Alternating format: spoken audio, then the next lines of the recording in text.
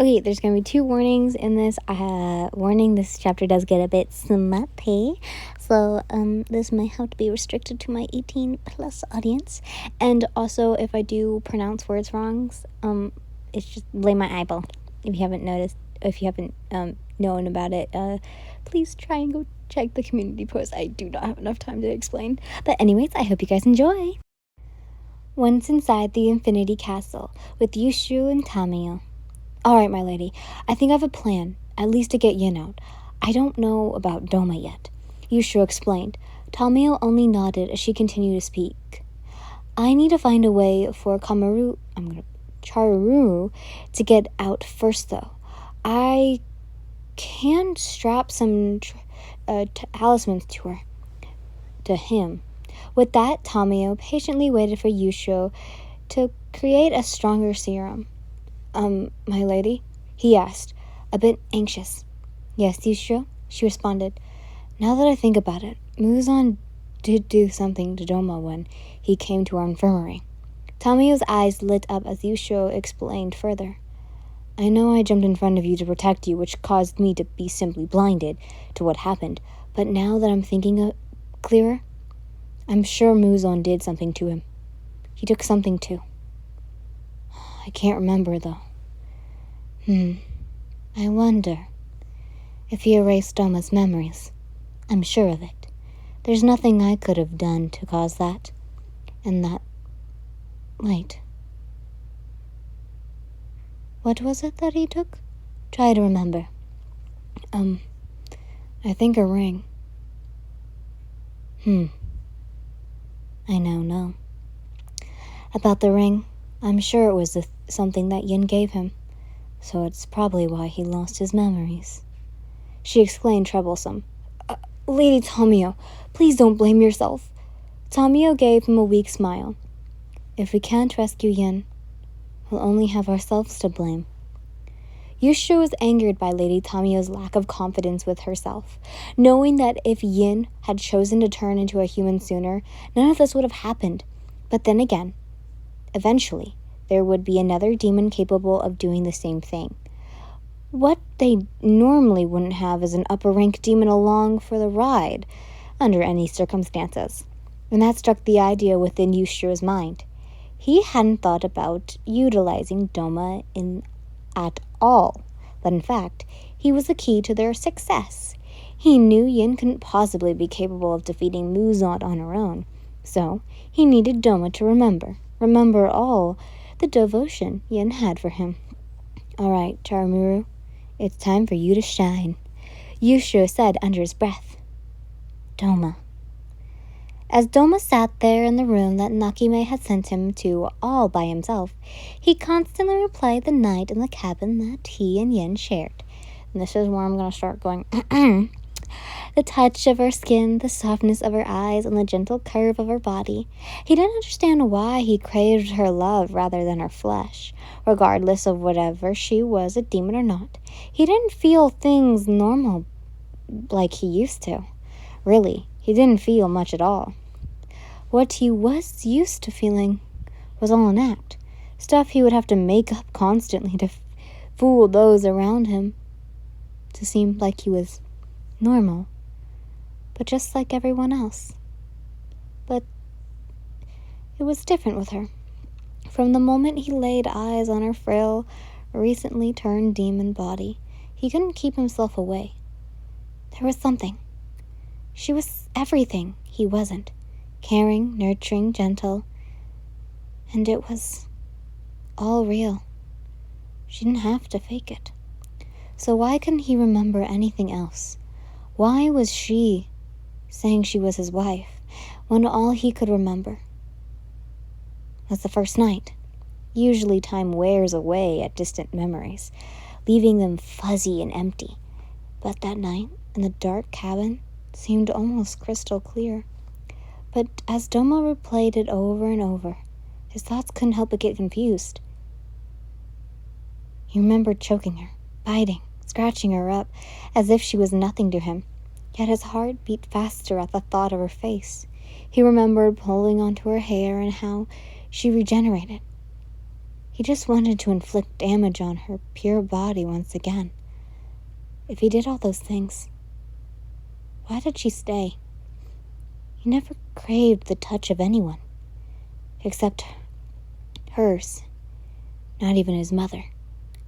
If he closed his eyes and reveled in the memory, he could feel her soft lips on his skin, his nerves bound. Okay, that's what I cannot say. Basically, skip all that. A feeling he's never had before. In that moment, his mind tore between the thoughts of her and being, but also holding her close and loving her passionately. That night, he seemed to go with the first, yet he still restrained some gentleness, since he knew deep down inside she was different. Yet Douma couldn't deny that the thought of her felt so homey and warm to him, as if she had played a big role in his life, as if in another lifetime. His mind bounced back and forth on whether he was imagining things or his thoughts were real, when out of nowhere, a piece of paper stuck onto his forehead with incredible speed. Gently, he couldn't sense it before, but had to touch it. But being in such a trance about the girl that called herself his wife dulled his senses, though suddenly his brain filled with memories of her. But these came from someone else. They were brief, to say the least, but they showed a side of her that had yet to be seen.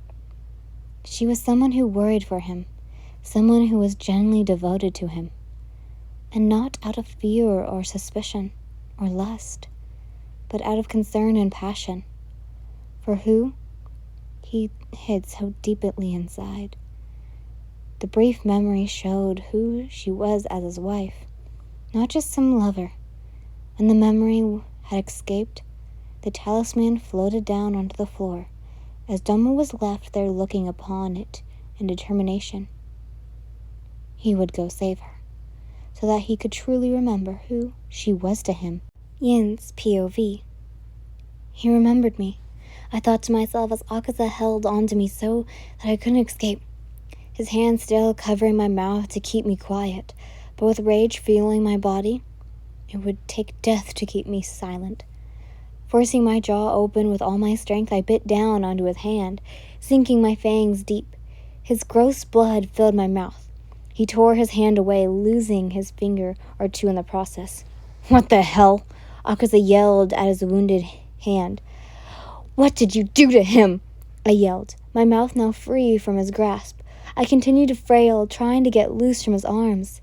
If I kept believing I was no match for Akaza, I could never amount to more. So my increased days were over. My next goal was to get free from his hold.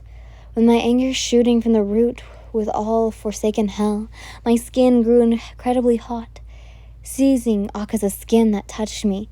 Even though he tried to hold on, he eventually dropped me. I ran away as fast as I could, but before I could get to a door, Muzan was already in front of me. But being in his presence made me realize something. That I had some of his blood. I had to figure out how to manipulate that, since he couldn't read me the way he could read all other demons. The other problem is the Biwa woman, but to render her immobile, so that she wouldn't be in the way. I bounced back and forth, averting my attention to Akaza and then back towards Muzan, acting like I was completely forgotten about her and the distraction. When the moment felt right, just as Akaza was about to catch me once more, I shot up, slipping through his arms up to where she was. Right as she was about to strike her instrument, I grabbed onto it and yanked it from her grasp. "You're not the only one who's fast," I said as I smashed the instrument against her, sending her tumbling off the ledge that she was sitting on. Akaza looked up, slightly disgusted, but Muzan's face didn't change. It was all as if he knew all of this would happen, like he had some sort of prophecy, and it was coming exactly as planned. But I ignored him, because this was my chance to escape and find Douma. I jumped from the ledge to ledge, finally finding a way out and escaping my captors. Go get her. Next time, she's dead, Muzan told Akaza. Okay, so this is where I get into detail on the community post that I did, I think, a couple days ago. But there is a good reason why I haven't been posting. I don't want to be like, oh, it's because of this and this. But when I was playing tennis one day, if you guys remember, I play tennis. Yes, hello. I got hit in the face and had a huge scar indent, thanks to my glasses, on my eye, and I couldn't see really properly out of it. So my reading would have sounded like jumbles.